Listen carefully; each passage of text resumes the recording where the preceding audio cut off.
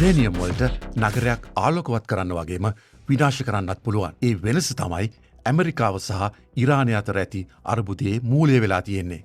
ඉරානය පවසන්නේ තමන් යුරේනියම් භාවිත කරන්නේ සාමකාමී අරමුණු සඳහා බවයි. එනම් විදුලි උත්පාදනයට වෛද්‍ය පර්යේෂණ සහ විද්‍යාත්මක සංවර්ධනය සඳහා බවයි. මේ සියල්ලට ජාත්‍යන්තර නීතිය යටතේ අවසර හිමි වෙනවා. නමුත් ඇමරිකාව පවසන්නේ ඉරානයේ යුරේනියම් බලගැන්වීමේ වැඩසටහන අවිනිපද විය හැකි මට්ටමට ආසන්න බව හා ඔවුන්ට ඉක්මනින්ම න්‍යෂ්ටික බෝම්බයක් සෑදිය හැකි බවයි. මේ ආරවුල පවතින ගැටුමට ප්‍රධාන වී ඇත්තේ ඇයිදැයි යන්න තේරුම් ගැනීම සඳහා යුරේනියම් ක්‍රියා කරන ආකාරය සහ බලගැන්වීමේ ප්‍රමාණය ඒකට වැදගත් වන්නේ කොහොමද කියන එක ගැන අපි තේරුම් ගන්න ඕනේ. යුරේනියම් කියන්නේ පෘථිවි පෘෂ්ඨයේ ස්වභාවිකවම පවතින මූලද්‍රව්‍යයක්. ඒවා ප්‍රධාන වශයෙන් සමස්ථානික දෙකකින් සමන්විත වෙනවා. එනම් යුරේනියම් 238 සහ යුරේනියම් 235. පවතින ප්‍රමාණයෙන් 99%ක්ම තියෙන යුරේනියම් 238. මේ වර්ගයේ යුරේනියම් වලට න්‍යෂ්ටික අවි සෑදීමට හෝ න්‍යෂ්ටික බලාගාරයකට ඉන්ධන සැපීමට හැකියාවක් නැහැ. එය ප්‍රධාන වශයෙන් භාවිත කෙරෙන්නේ විකිරණ ආවරණ සෑදීමට. ඇත්තටම වැදගත් වන්නේ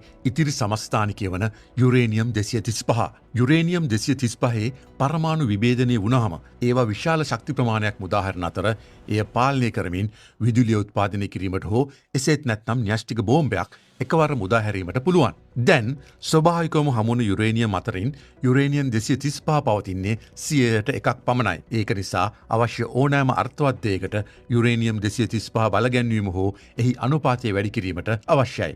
ආරක්ෂිත සහ විශ්වාසදායක න්‍යෂ්ටික බලාගාරයක ජාත්‍යන්තර මාර්ගෝපදේශවලට අනුකූලව යුරේනියම් සාමාන්‍යයෙන් 3.5 අතර ප්‍රමාණයක් බලගැන්වීමට පුළුවන්. නමුත් න්‍යෂ්ටික ආයුධ සෑදීමට නම් යුරේනියම් 90%ක් දක්වා බලගැන්විය යුතු වනවා.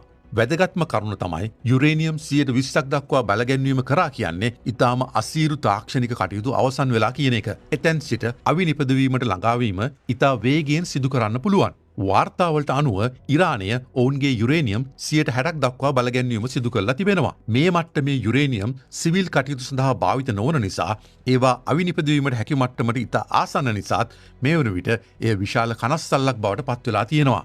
ජාත්‍යන්තර පරමාණුක බලශක්ති ඒජන්සියට අනුව රටවල් කිහිපයකටම න්‍යෂ්ටික බලය යොදාගෙන විදුලිය උත්පාදනය කිරීමේ හැකියාව තිබෙනවා. නමුත් න්‍යෂ්ටික ආයුධ තියෙන්නේ රටවල් 9කට පමණයි.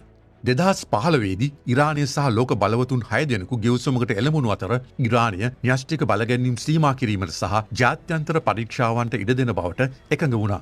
ඒ වෙනුවට ඔවුන් වෙත පනවා ඇති ආර්ථික සම්බාධක ඉවත් කළා. එහෙත් 2018 ඇමරිකාව එම ගෙවසුමෙන් ඉවත් වී නැවතත් ඔවුන් වෙත සම්බාධක පැනෙව්වා. Yesterday, President Trump announced the administration's decision to withdraw from the Joint Comprehensive Plan of Action. ඉන් පසු ඉරානය සිය යුරේනියම් බලගැන්වීම වැඩි කිරීමට පටන් ගත්තා. අද ගැටුම තීරණය වන්නේ ඉරානයේ වත්මන් යුරේනියම් බලගැන්වීමේ වැඩසටහන තවදුරටත් සිවිල් මට්ටමේ පවතින එකක්ද එසේත් නැත්නම් එහි අරමුණ න්‍යෂ්ටික අවියක් නිර්මාණය කිරීමද යන්න මතයි.